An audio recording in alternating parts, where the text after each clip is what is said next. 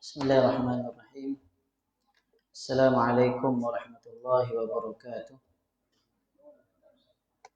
Innal hamdalillah nahmaduhu wa nasta'inuhu wa nastaghfiruh wa na'udzu billahi min shururi anfusina wa min sayyiati a'malina. Man yahdihillahu fala mudilla lahu wa man yudlil fala hadiya lahu. Wa ashhadu an la ilaha illallah wahdahu la syarika lahu wa ashhadu anna Muhammadan 'abduhu wa rasuluh. يا أيها الذين آمنوا اتقوا الله حق تقاته ولا تموتن إلا وأنتم مسلمون. يا أيها الناس اتقوا ربكم الذي خلقكم من نفس واحدة وخلق منها زوجها وبث منهما رجالا كثيرا ونساء واتقوا الله الذي تساءلون به والأرحام إن الله كان عليكم رقيبا. يا أيها الذين آمنوا اتقوا الله وقولوا قولا سديدا يصلح لكم أعمالكم ويغفر لكم ذنوبكم ومن يطع الله ورسوله فقد فاز فوزا عظيما. أما بعد.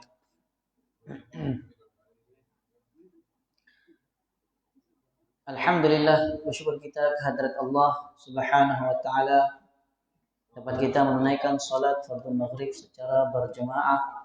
Dan seterusnya kita akan kembali menyambung kuliah kitab perisai bagi sekalian mukallaf, yaitulah kitab syarahan bagi matan kitab Al-Aqidah At-Tahawiyah, yang mana yang terakhir pada minggu yang lalu kita baru sahaja masuk matan yang ke-88. Okay. Matan yang ke-88 ini kata Al-Imam Abu Ja'far At-Tahawi, wa bi'adzabil qabri liman kana lahu ahlun, dan dengan siksa kubur bagi mereka yang ahli baginya. Okay. Wa bi'adzabil qabri liman kana lahu ahlun. Ada sebahagian kitab ahlan. Okay. Liman kana lahu ahlun, ada yang sebut liman kana lahu ahlan. Maksudnya kami beriman dengan adanya azab kubur bagi mereka yang ahli. Maksudnya mereka yang berhak menerimanya. Okay. Wa su'alu munkarin wa nakirin, dan persoalan daripada ataupun pertanyaan daripada mungkar dan nakir.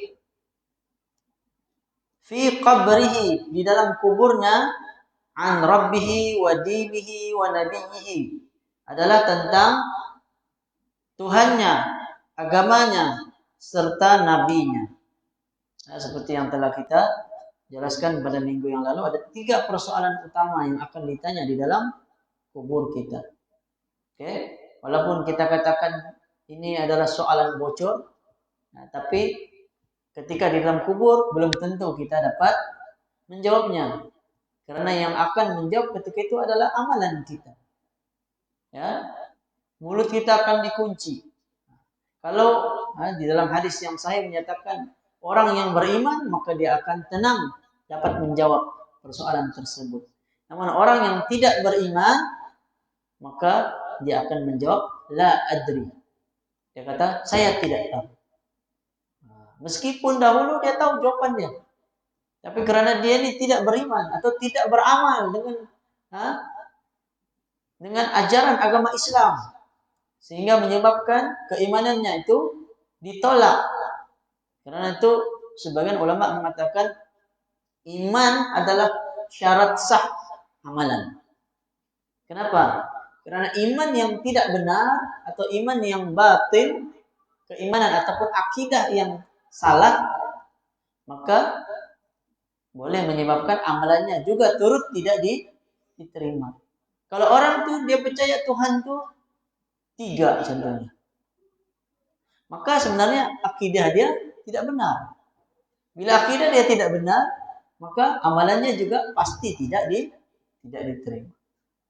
Sebab itu ada sebagian ulama dia menyatakan syarat sah diterima amalan secara umumnya, maksudnya semua amalan ibadah, ada 3. Yang pertamanya beriman, maksudnya dia mesti orang Islam lah maksudnya. Yang kedua ikhlas, yang ketiga ittiba. Oke, ada juga ulama yang kata dua saja. Dia tolak yang pertama, maksudnya orang tuh mesti orang Islam lah. Dia orang yang Islam, orang yang beriman, maksudnya yang ini selesai sudah. Dia memang orang yang beriman. Dia memang orang Islam. Tapi ada dua lagi. Pertama mesti ikhlas, yang keduanya mesti ittiba. Ikhlas maksudnya dia buat tuh karena Allah. Ittiba yang dia buat tuh amalan tersebut mestilah mengikut apa yang telah diperintahkan di dalam agama. Ittiba ini mengikut perintah Nabi, mengikut sunnah Nabi. Tidak boleh dia mereka-reka amalan tertentu. Meskipun dia ikhlas, macam mana betapa ikhlas pun dia, kalau amalan tersebut tidak disyariatkan ataupun tidak disuruh, dia hanya memandai-mandai, maka tidak diterima. Contoh mudah yang banyak kali kita bagi contoh. Orang itu sembahyang subuh 5 rakaat, kan? Dia bilang ini yang paling ikhlas. Kalau 2 mungkin dia bilang masih belum cukup ikhlas. Dia mau 5 baru ikhlas.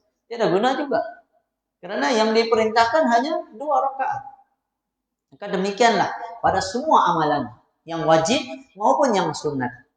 Yang sunat contohnya. Tahiyatul masjid. Sunat kan? Setiap kali kita masuk masjid, kita sembahyang sunat.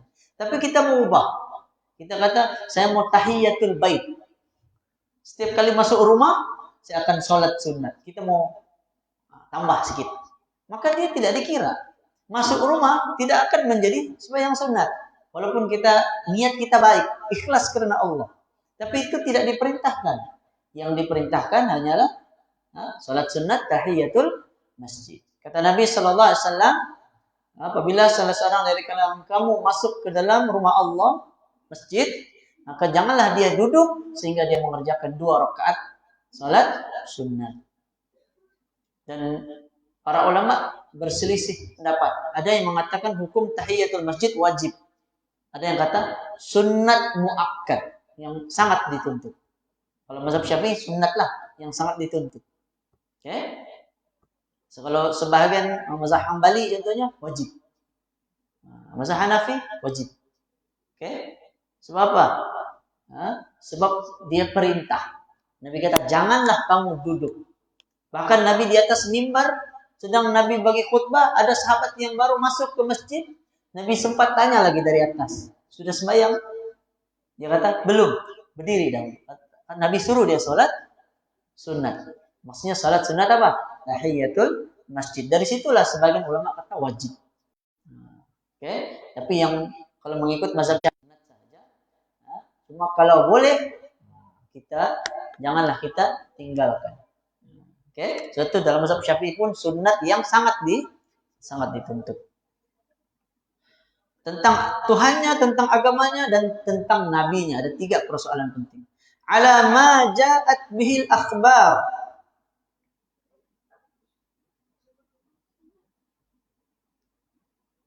Di atas apa yang telah datang dengannya akhbar. Maksudnya, mengikut penjelasan apa yang terdapat di dalam hadis. Akhbar ni istilah bagi hadis secara umum. Sebab akhbar ni menurut para ulama hadis, kadang-kadang akhbar ni termasuk hadis, kadang-kadang termasuk juga athar, riwayat para sahabat Nabi. Oke, tapi yang dimaksudkan di sini alama ja'at bihil akhbar adalah hadis Nabi lah. Sebab setelah itu diucapkan oleh Imam Abu Ja'far At-Tahawi, kata beliau, an Rasulillah sallallahu alaihi wasallam. Akhbar ataupun pengkhabaran yang datang dari Rasulullah sallallahu alaihi wasallam, yaitu hadis. Wa an ashabati wa anis sahabati ridwanullahi alaihim, dan juga dari sahabat Nabi. Jadi kedua-dua ini akhbar. Akhbar nih boleh maksudnya hadis, boleh maksudnya athar. Athar itu apa? Bukan sholat asar. Itu sholat asar. Sad ini ta. A bukan. A bukan A. Kalau A itu ain. Asar itu salat asar. Kalau athar maksudnya ucapan para sahabat Nabi. Ucapan para sahabat Nabi. Oke. Kemudian wal qabru rawdatun min riyadil jannah. Kubur itu adalah surga. Dari taman-taman surga. Au hufratun min hufratin niran. Ataupun lubang dari lubang-lubang api neraka. Kita baca syarah Syekh Al-Mandili. Kata Syekh Al-Mandili, wajib atas kita membenarkan dengan ada siksa kubur dan nikmatnya dan disiksa di dalamnya mereka yang patut baginya daripada sekalian kafir dan munafik dan yang menderhaka dari kalangan orang Islam. Okay? Wajib kita percaya azab kubur. Yang kita sebut sebelum ini, azab kubur ini masuk dalam mana? Dalam rukun iman yang mana satu? Dia masuk dalam rukun iman kepada hari akhirat, hari kiamat. Dia termasuk dalam situ. Memanglah tidak disebut, tapi sudah termasuk tanda-tanda hari kiamat. Semua termasuk di bawah beriman akan datangnya hari kiamat. Oke? Jadi sebelum hari kiamat, bahkan kita mati itu pun sudah disebut sebagai kiamat kecil. Kan? Karena itulah permulaan kepada hari kiamat. Nanti hari kiamat semua manusia akan dimatikan.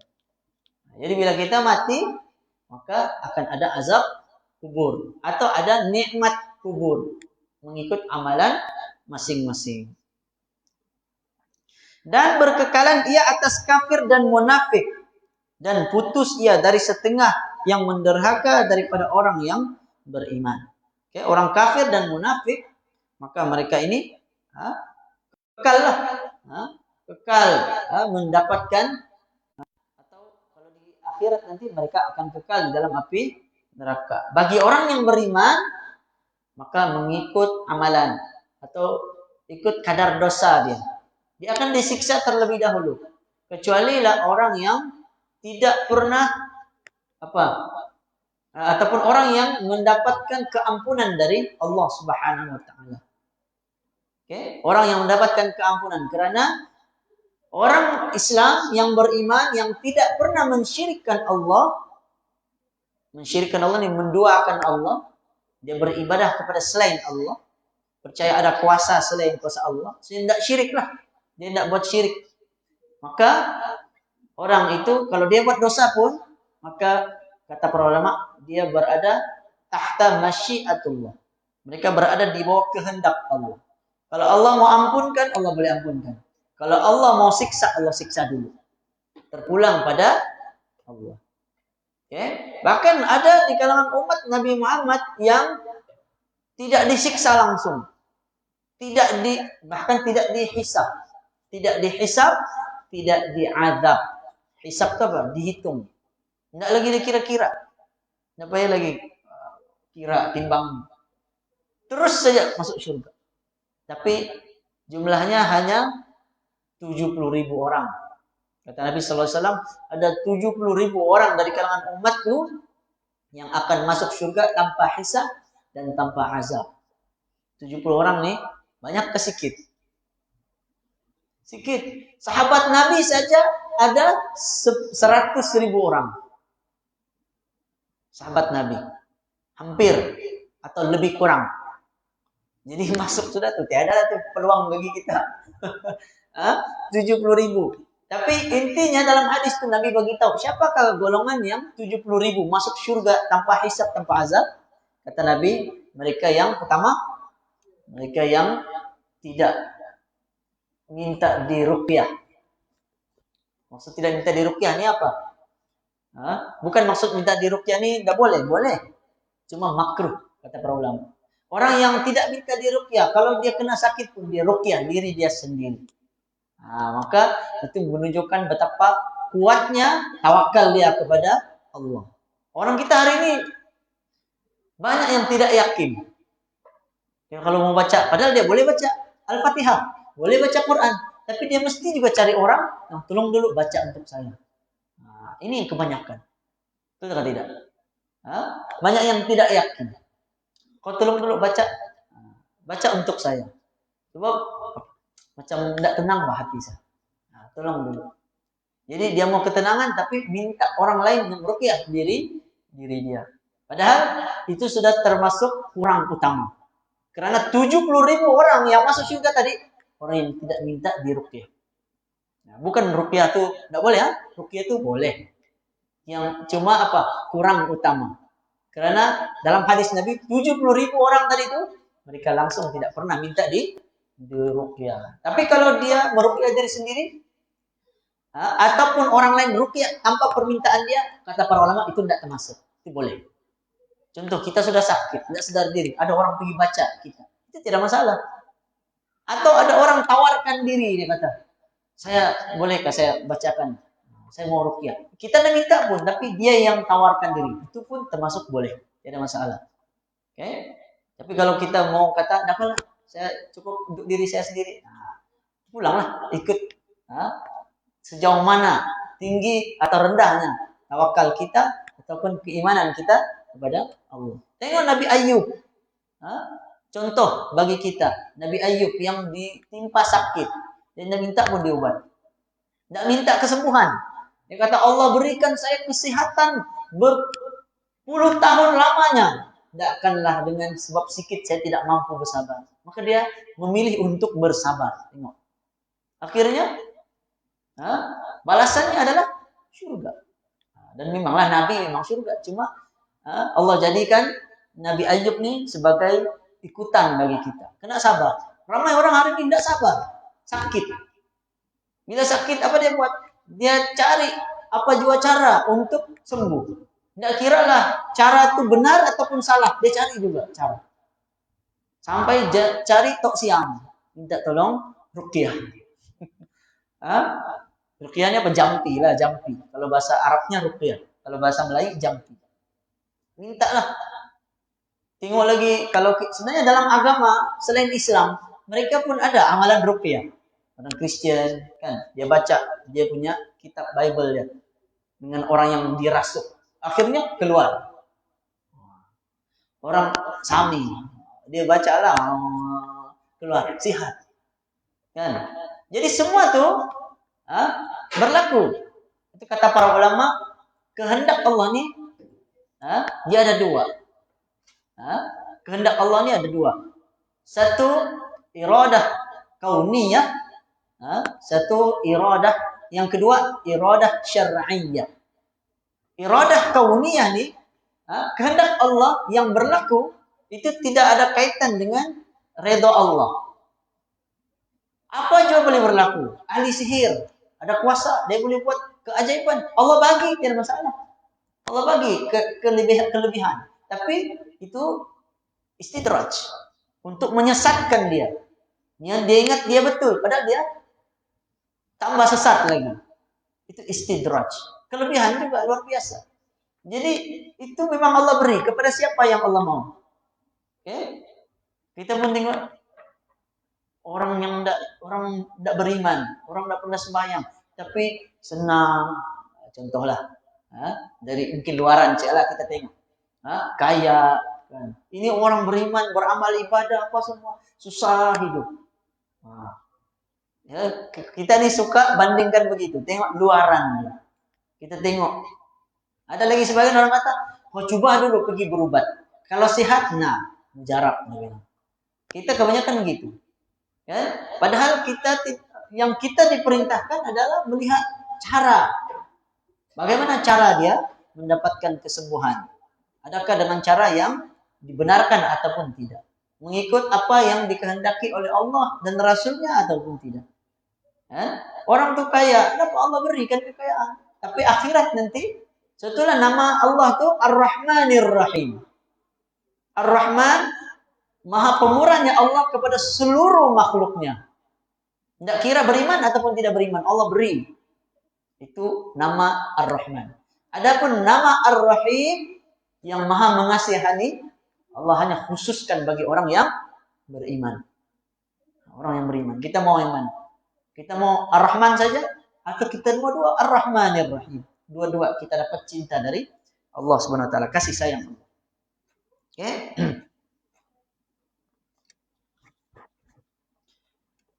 Dan terkadang diangkatkan daripada mereka itu dengan sebab doa atau sedekah atau lain daripada keduanya. Oke. Berkata akan dia oleh Ibnul Qayyim. Ibnul Qayyim ulama. Ulama yang terkenal dengan kitabnya yang banyak menulis tentang tazkiyatun nafs, pembersihan jiwa, tentang hati.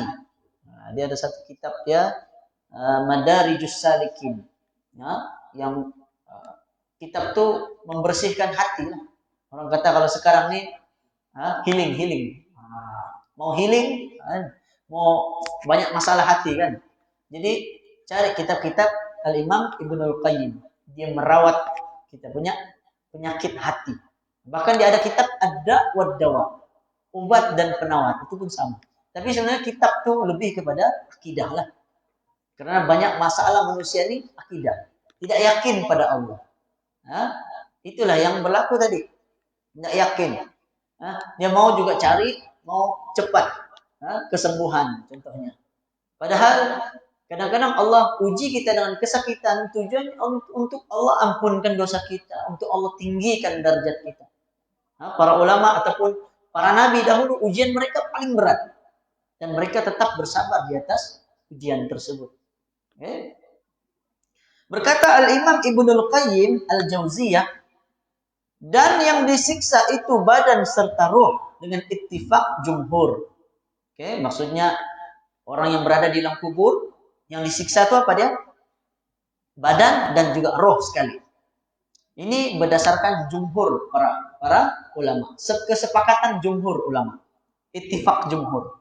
Dan menyalahi oleh Muhammad bin Jarir At-Tabari dan Abdullah bin Al-Karram dan satu puak, maka berkata mereka itu yang disiksa itu badan sahaja. Jadi sebahagian ulama, antaranya Al-Imam Ibnu Jarir At-Tabari, ini pun ulama besar juga. Kemudian Abdullah bin Karram, ini kalau tidak silap saya dia satu puak daripada golongan Syiah Karramiyah. Dan juga lain-lain lagi. Kata mereka yang disiksa badan. Kan roh kita sudah diangkat kepada Allah. Jadi disiksa badan. Tapi jumhur ulama kebanyakannya bersepakat bahwa yang disiksa itu roh dan sekali badan. Baru terasa sakit itu. Tapi macam mana? Ini termasuk perkara yang gaib. Tidak boleh kita bayangkan. Sebetulnya golongan Mu'tazilah, mereka ini mengingkari azab kubur. Kenapa? Mereka guna akal. Macam mana kalau orang itu mati dibaham buaya, mati dibakar api, hangus, ataupun mati dalam lautan, di mana kubur dia? Di mana siksa kubur dia? Itu dia guna akal. Sedangkan siksaan kubur itu termasuk perkara yang gaib. Mau cari macam mana caranya, memang kita tak akan tahu. Hanya Allah saja yang maha mengetahuinya. Tapi kita wajib beriman ke tidak? Wajib kita beriman. Karena telah disampaikan oleh Allah dan Rasulnya. Dalam agama telah menjelaskan. Alasan golongan Mu'tazilah, kata mereka menolak azab kubur hanya karena kata mereka hadis yang menyebutkan tentang siksa kubur ataupun azab kubur ni kesemuanya hadisnya adalah hadis yang ahad. Bukan hadis mutawatir. Itu hujah mereka.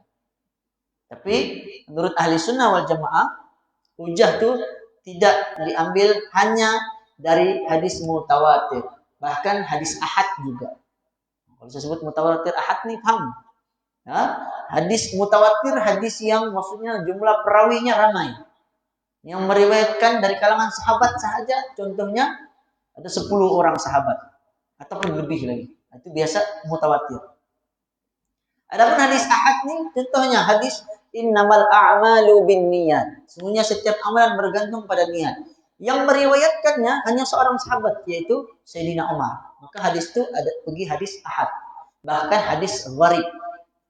Hadis gharib maksudnya seorang sahaja. Jadi adakah hadis itu tidak boleh pakai?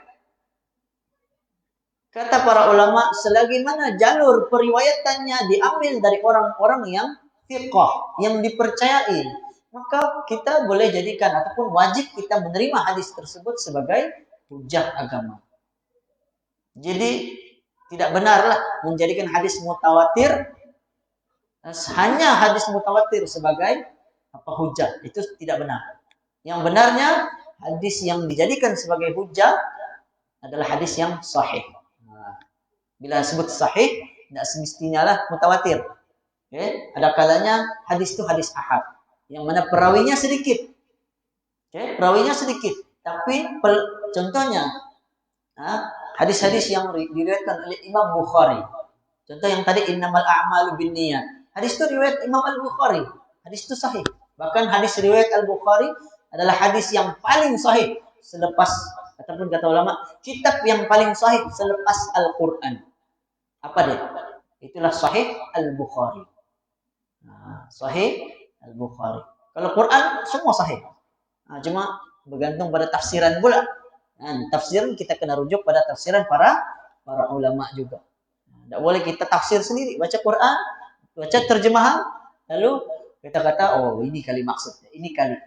Tidak boleh kali-kali. Mesti pasti apa kata sahabat Nabi, apa kata tabi'in, apa kata tabi'in, apa kata para ulama. Barulah kita menerimanya. Dan menjadikan Allah Ta'ala padanya akan pengetahuan dan pendengar dan merasa sedap dan merasa sakit. Maksudnya apa? Allah jadikan jenazah yang berada ataupun mayat yang berada di dalam kubur nih, mereka akan mendengar, mereka akan merasakan kesakitan. Dinamakan siksa itu dengan siksa kubur karena berlaku atas kebanyakan orang yang mati ditanam di dalam kubur. Kenapa dinamakan sebagai siksa kubur? Sebab ini kebanyakan. Orang yang meninggal, mana yang banyak? Orang yang meninggal dikubur ke atau orang yang meninggal kemudian kena bakar? Mana yang banyak? Lebih banyak dikubur. Yang dibakar nih mungkin agama Hindu sama Buddha. Buddha enggak pastilah. Kalau kita tengok cita Cina itu kan, dia kubur juga saya tengok. Kan Cina kan Buddha kan. Hindu biasanya Hindu lah.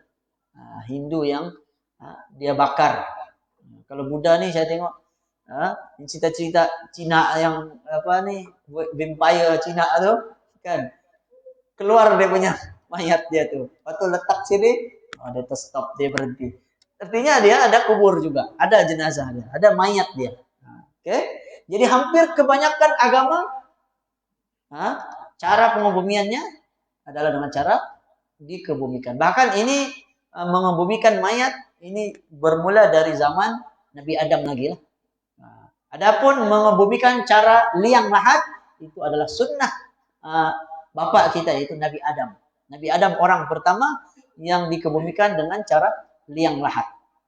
Liang lahat nih yang dikorek di tepi. Kan, korek ini tepi baru dia ada dua kan. Kalau tanah keras pakai liang lahat, kalau tanah lembut pakai syak. Dia lubang di tengah, itu ditutup di bagian atasnya. Itu untuk tanah yang lembut. Oke? Jadi Nabi Adam orang yang pertama yang dikebumikan dengan cara liang lahat. Jadi hampir semua agama menerima ataupun cara menguruskan jenazahnya, mayatnya, orang yang meninggal dengan cara dikebumikan. Sebetulnya para ulama ataupun Nabi sendiri menyebutkan azab kubur. Azab kubur. Ataupun kalau lebih tepatnya azab orang yang telah meninggal dunia. Disebut kubur sebab kebanyakan orang di kubur. Dan itulah cara yang benar. Adapun kalau orang yang mati dibakar, dia tetap ada siksaan kuburnya. Dengan cara yang Allah yang lebih maha mengetahui. Oke? Bukan bermakna, dia dibakar, maka dia tidak dapat disiksa. Tidak. Dia tetap dapat disiksa. Itu mudah bagi Allah.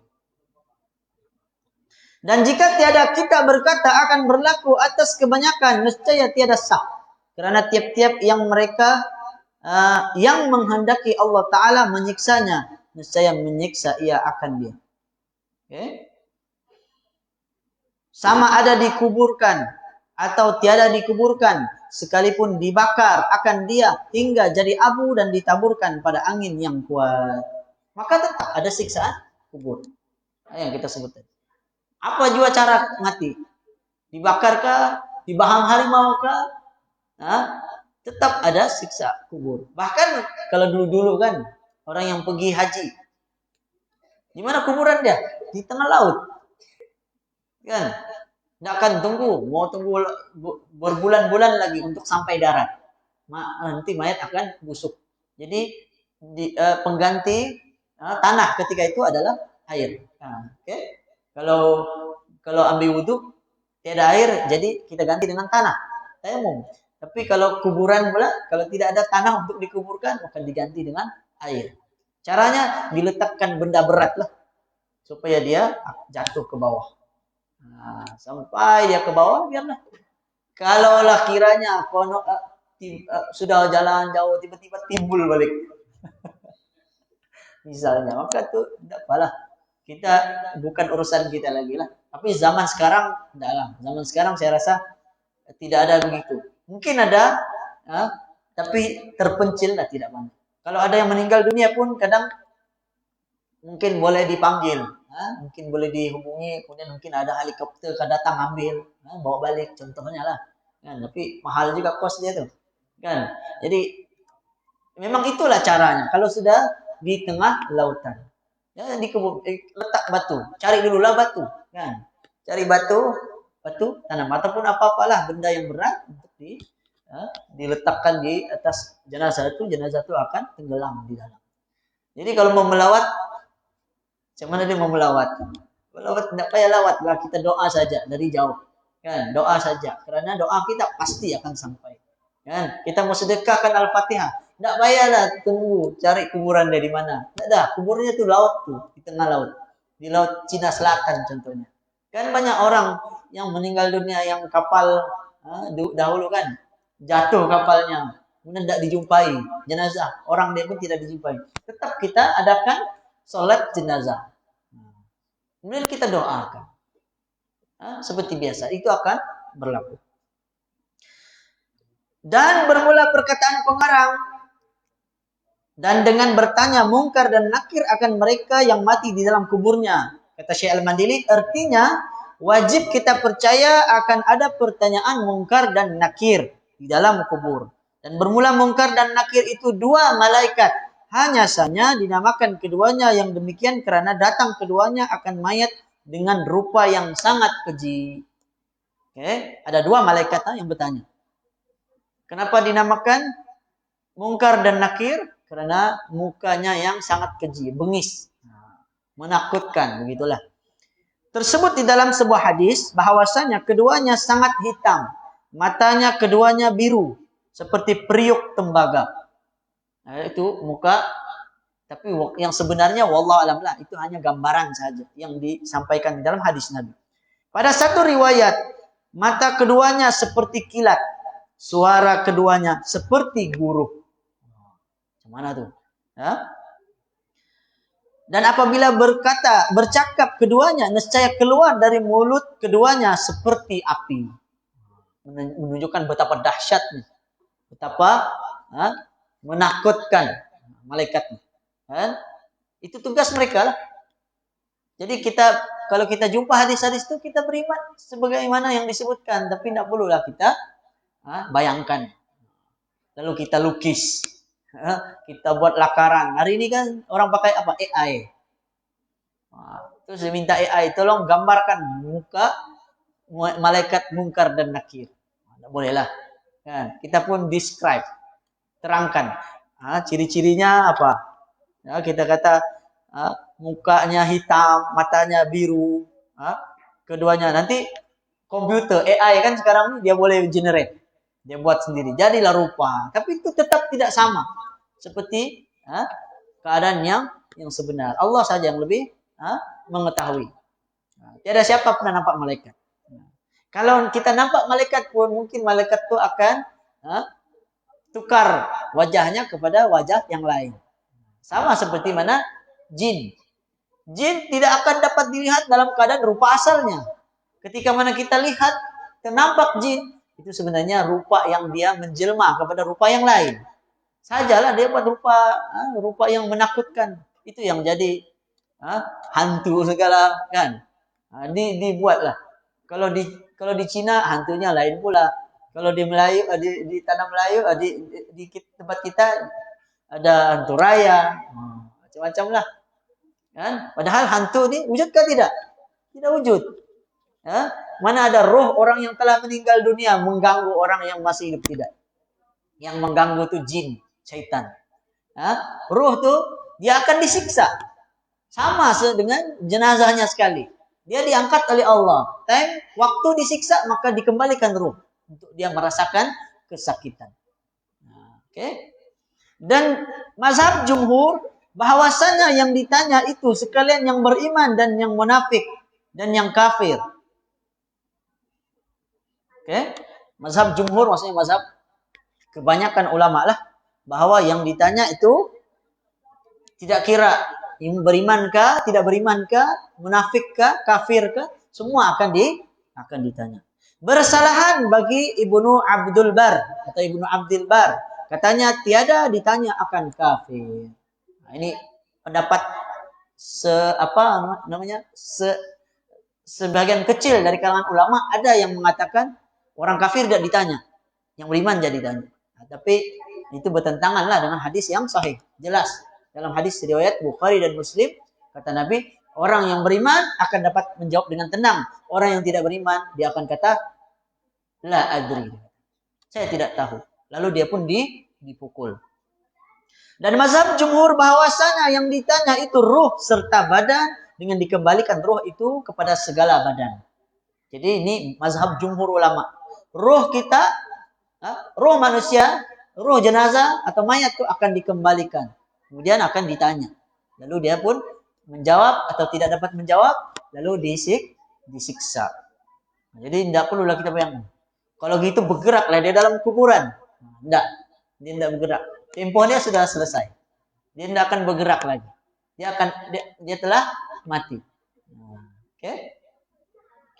Yang hidup pun, maksudnya hidup mereka di alam barzakh tidak sama dengan kehidupan di alam dunia.